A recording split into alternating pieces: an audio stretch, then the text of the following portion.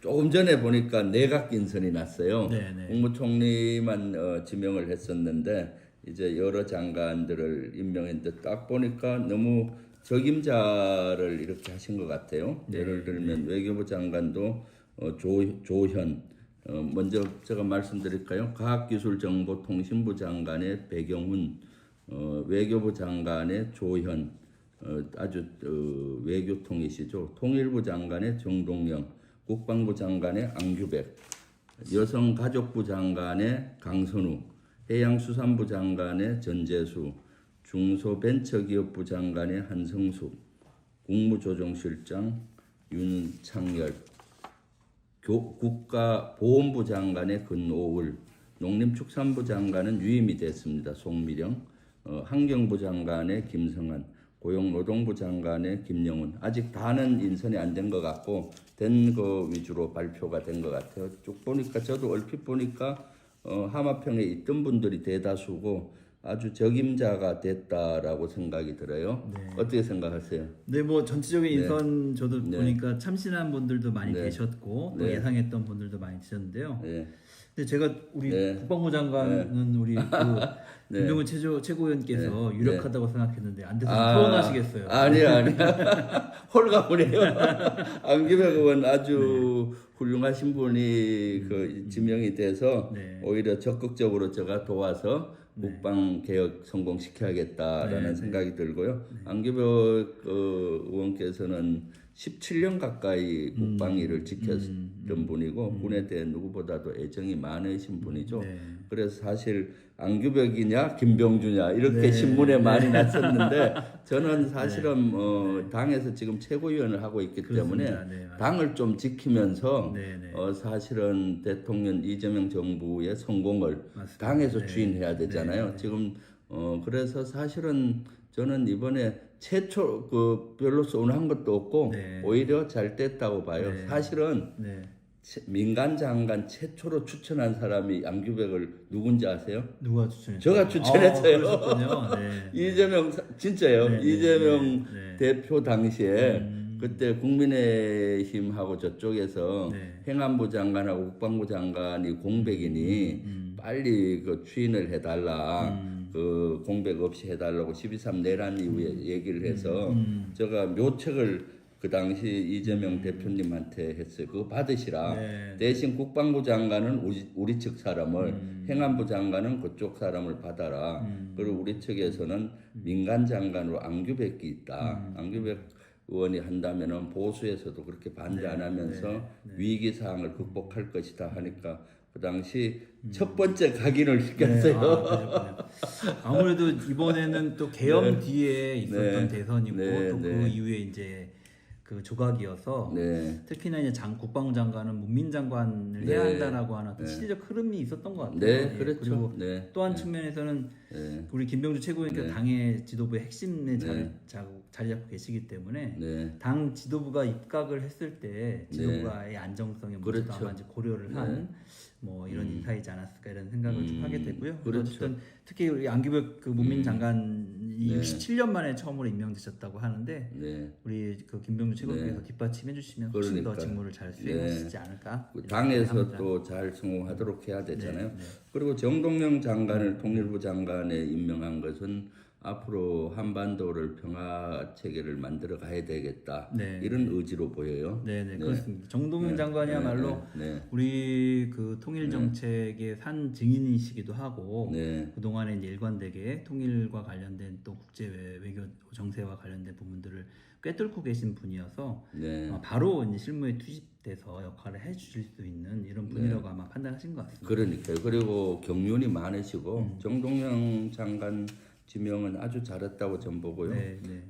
아주 경륜도 많고 통일 분야의 전문가시고 하시니까 내각 내에서도 가장 무게 중심이 또 있어야 네, 되잖아요. 네, 네. 그런 역할을 정동영 장관이 되시면 충분히 하실 것 같고 강선우 여성가족부 장관 너무 잘한 것 같아요. 되게 네. 신선해요. 네, 네. 워낙에 뭐 유능하시고 지금 보건복지원의 간사로서 활동하고 계신데 네, 뿐만 아니라 우리 당의 각 분야에서 활동을 쭉 해오셨고 네, 또 일 처리를 제가 평소 옆에서 보면 정말 깔끔하고 완벽하게 일을 처리해내는 것을 그렇죠. 많이 봤거든요. 네. 그래서 정말 기대가 되는 인선이고 아마 우리 이번에 입각하신 장관 후보자 중에서는 가장 젊은 분이시지 않나 이런 생각이 좀 들고요. 그리고 국제적인 감각이 있어서 영어도 잘하시고 그렇습니다. 네. 그래서 여성가족부 장관으로서의 네. 그러한 소양을 충분히 가졌어요. 지난 전당대회 때 아깝게 떨어졌잖아요. 네. 그래서 강선우 의원 생각하면 애틋해요. 네. 같이 경쟁을 해서 그러게 같이 말입니다. 들어왔어야 그때 되는데 떨어질 때는 네. 아쉬웠는데 네. 지금 생각해보니까 잘 떨어졌네요. 그러니까 최고위원회에서 못 갈 뻔했어요. 그러니까요. 네. 아니 그리고 이번에 인사를 보면서 네. 평소 그 이재명 당대표 시절 때부터 또 네. 대통령께서 계속 해오던 말씀이 네. 기업과 관련된 일은 기업인들이 가장 잘 알고 네. 노동과 관련된 일들은 노동자들이 가장 잘한다. 당사자가 사실은 그 분야의 일을 하고 네. 예를 들면 행정을 하고 이렇게 해야만 일을 잘할 수 있다 이런 얘기들을 해오셨는데요. 네. 그런 생각들을 그대로 반영한 이제 인사들을 하신 것 같습니다. 우리 네. 노동부 장관의 민주노총 출신의 우리 김영훈 전 민주노총 위원장을 네. 이렇게 이번에 이제 입각을 하셨는데 네. 이분 굉장히 유능하신 분이거든요. 그래요? 지금 네. 이제 훨씬 젊었을 때 민주노총 위원장도 했었고 네. 그런데 굉장히 유연하게 당시에 활동을 잘했던 대중적인 활동을 해왔던 이런 분이셨거든요. 그렇죠. 그리고 지난번에 우리 하여간 여러 이제 그 사회 활동이라든가 뭐 연대 네. 활동에도 이제 적극적으로 참여하셨던 분인데 네. 아마 노동 현장에 여러 나타나고 있는 문제들을 해결하는데 가장 적임자 또 노동자의 입장을 해서 대변할 수 있는 이런 분을 이제 세우신 게 아닌가 이런 생각을 하게 그렇죠. 되고요.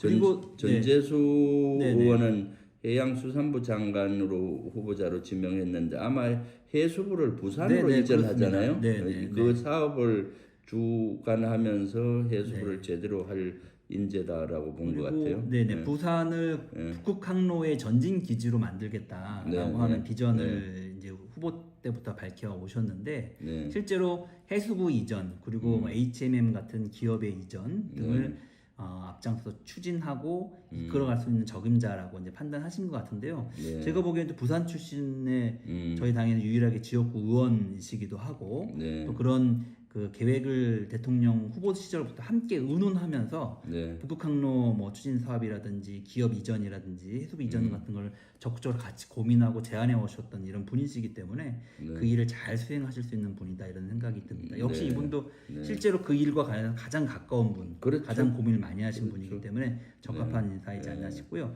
뭐 중소벤처기업부 장관도 한성수. 네이버 대표이사를 하셨던 실제로 그 인큐베이팅하고 기업들을 육성하고 키우는 일도 하셨고 직접 또 본인이 기업 운영도 해보셨기 때문에 그리고 실제로 예전에 스타트업 같은 기업의 활동 경험도 좀 있으시더라고요. 그래서 이 분이 만약에 하신다고 하면 훨씬 더 기업 당사자들의 입장에서 기업을 활동을 좀 촉진시키고 지원하는 역할을 잘 하실 수 있는 분인 것 같고 과기부 장관 후보자도 역시 AI 이 연구원을 하셨던 전문가가 있습니다. AI 전문가. 이재명 정부에서 AI 그 100조를 투자하겠다. 그리고 AI 3대 강국을 만들겠다라고 하는 비전을 갖고 계신데 그 일을 현장에서 실제 해오셨던 분이고 잘 이끌어 나가실 분이어서 현장의 목소리, 현장을 잘 체감하고 변화시킬 수 있는 인사들로 포진시킨 게 눈에 띄는 그런 장면인 것 같습니다. 그렇죠. 그리고 국가보훈부 장관의 권오월 전 국회의원을 했는데 이분은 그쪽 보수 쪽에 계시다가 이번에 영입돼서 우리 이재명 정부 출범에 아주 혁혁한 공을 세우셨어요. 경북 안동 출신이고 그래서 보훈부 장관으로서는 여러 가지 경륜을 가졌다라고 보이고요. 농림축산부 장관은 위임을 했네요. 송미령. 그렇습니다. 그야말로 실용적 인사라고 이제 보여줄 수가 있는데요. 농업 현장의 문제를 농촌경제연구원의 올해 연구원으로 이분이 활동을 하셨더라고요. 그래서 현장의 문제를 누구보다 잘 이해하고 있다라고 판단하신 것 같고 그래서 능력이 있다면 전 정부 인사다 하더라도 과감하게 기용하는 그런 모습을 좀 보여준 게 좀 의미가 있는 것 같습니다. 그렇죠. 그러니까 전 정부 장관이라도 내치지 않고 진짜로 에이스 최고라면은 쓰시겠다라는 이런 의지가 있고요. 우리 전략통 중에 한 분이 또 있잖아요. 김성한. 네, 네. 김성한 의원이 네. 환경부 장관에 내정이 네. 됐는데 이거 어떻게 보시나요? 우리 김성한 그 장관 후보자는 네.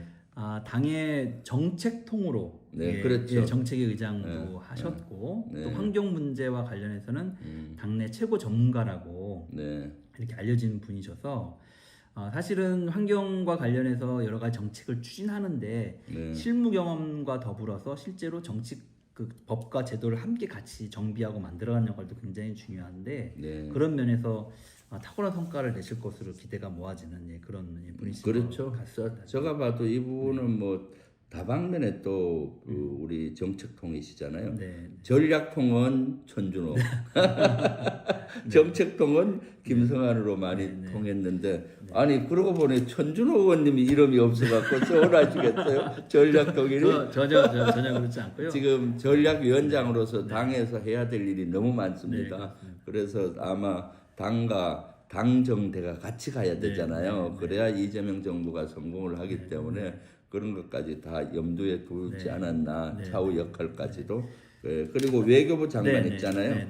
조현 외교부 장관은 사실 유엔 대사도 하시고 제가 유엔 대사 할 때 한 번 해외 출장 가서 뵌 적이 있고 최근에 세미나 때 많이 봤는데 아주 이 외교에 능수능란한 능력을 가지신 분이에요.